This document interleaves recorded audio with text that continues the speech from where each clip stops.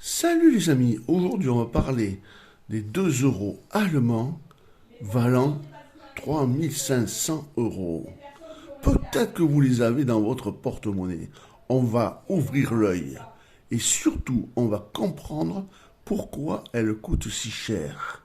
Mais avant de voir ces pièces, on va s'intéresser aux pièces que vous avez dans votre porte-monnaie avec les deux meilleurs millésimes de ces pièces ordinaires. Mais ça, c'est après le générique. Générique.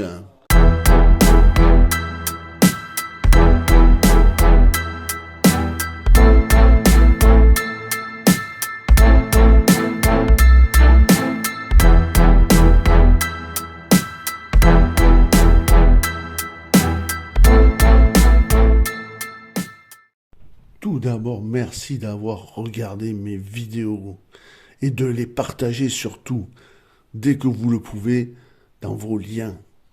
Car grâce à vous, nous avons atteint maintenant les 5 millions de vues. Bravo à vous et encore merci. Les caractéristiques de ces pièces communes sont les suivantes.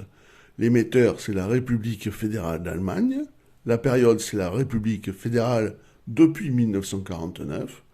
Ce type de pièce est une pièce courante. Et les dates de ces pièces-là vont de 2002 à 2006.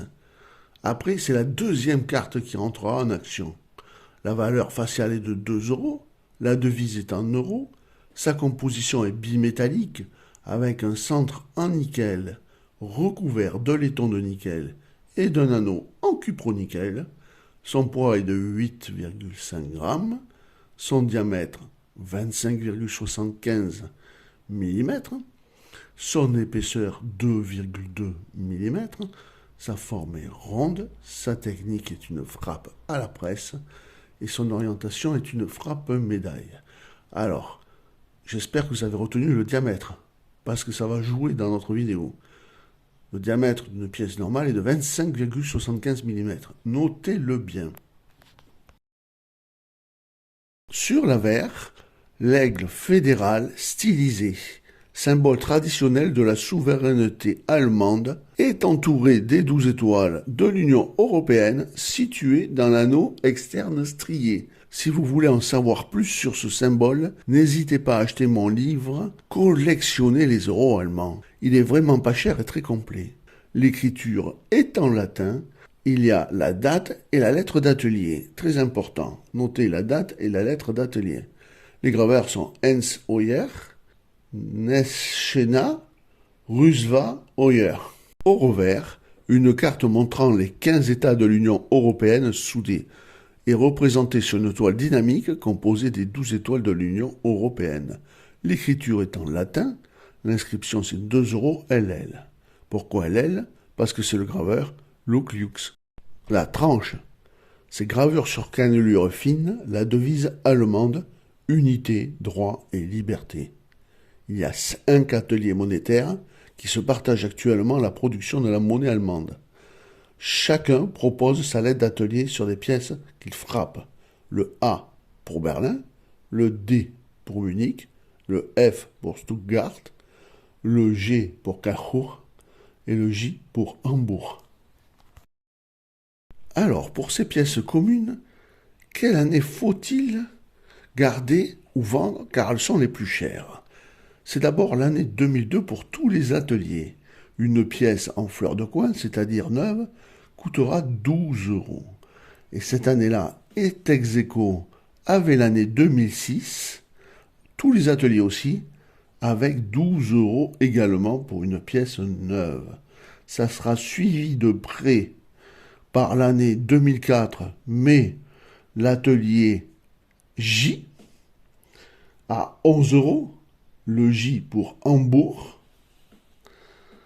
et l'atelier F, toujours 2004, à 11 euros également, le F étant pour Stuttgart. Voilà, ce sont les meilleurs millésimes. Alors maintenant, parlons de ces 2 euros qui se vendent en moyenne à 3500 euros. Tout d'abord, elles ont une particularité. Elles n'ont pas de date et elles n'ont pas de lettre d'atelier. Cette 2 € est un véritable essai. Ni date, ni atelier. Et sa tranche en strie fine porte une inscription 5MD. Pourquoi? Parce qu'elles ont été fabriquées sur des 5 Deutschmark. Certaines de ces 2 € sans date ont été remises aux décideurs, comme au ministre de l'économie, pour qu'ils aient un aperçu du futur visuel. Et les étoiles n'ont pas du tout la pointe en haut, comme pour les communes, mais elles tournent sur elles-mêmes comme sur ce schéma. Alors pourquoi existe-t-il ce type de pièce? Comme la France, l'Allemagne a commencé très tôt à frapper ses monnaies, en août 1998, soit 3 ans avant le lancement officiel. Cependant, les 10 cents et 50 cents ont été frappés après le 11 novembre 1998, date des modifications techniques des poids et de la tranche des 10 cents et 50 cents, car elles ont une tranche à cannelure large.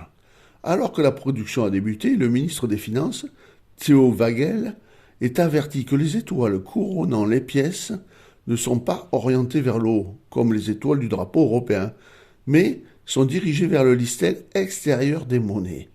Les frappes n'étant pas conformes aux institutions de la BCE, la Banque Centrale Européenne, le ministre décida de détruire presque 1 million de monnaies non conformes et de relancer les nouvelles frappes avec cette fois les étoiles dans le bon sens. Les flancs des premières 2 € sans date ont été coordonnés avec le matériel d'incrustation des 5 DM, c'est-à-dire des 5 Deutschmark, seulement car le matériel pour l'euro n'était pas encore prêt. Mais une 5DM a un diamètre de 29 mm, tandis qu'une 2 € a un diamètre de 25,75 mm seulement. Du coup, une partie de la tranche a été surincrustée sur 4 caractères. Regardons maintenant attentivement toutes les légendes. En haut, on voit la légende de la 5 Deutschmark, puis en bas, la légende de la 2 €. On voit au milieu, sur le bas, les 2 € à étoile tournante avec la tranche de la 5 Deutschmark. Et vous voyez, il y a chevauchement. Des caractères sur 4 caractères. Donc si vous savez ce type de pièce, eh bien vous venez de gagner 3 500 €. Bon, vous venez de le comprendre. Les tranches sont essentielles en numismatique. Il faut faire très attention, car certaines pièces, là j'ai parlé d'une pièce particulière, mais il y en a d'autres, ont été faites avec des tranches qui ne leur appartenaient pas. Et toutes ces pièces-là coûtent très très cher. Je vous dis à très très vite. Regardez la suite et si vous avez aimé, n'hésitez pas de partager. Si vous avez aimé ma vidéo, n'hésitez pas à la partager sur les réseaux sociaux. Un petit pouce bleu, ça fait toujours plaisir. Un abonnement, c'est gratuit et ça fait encore plus plaisir. Et pour les plus généreux d'entre vous, rejoignez-moi. Je vous dis à très très vite pour une nouvelle vidéo. Petit aparté, petite pub pour mes propres livres, c'est normal. Alors, je suis sûr que pour ceux qui ne les ont pas encore achetés, vous serez peut-être intéressés par ces 3 premiers livres indiquant comment collectionner les euros de France, d'Espagne et aussi d'Allemagne. Je vous mets les liens en dessous de la vidéo et au-dessus.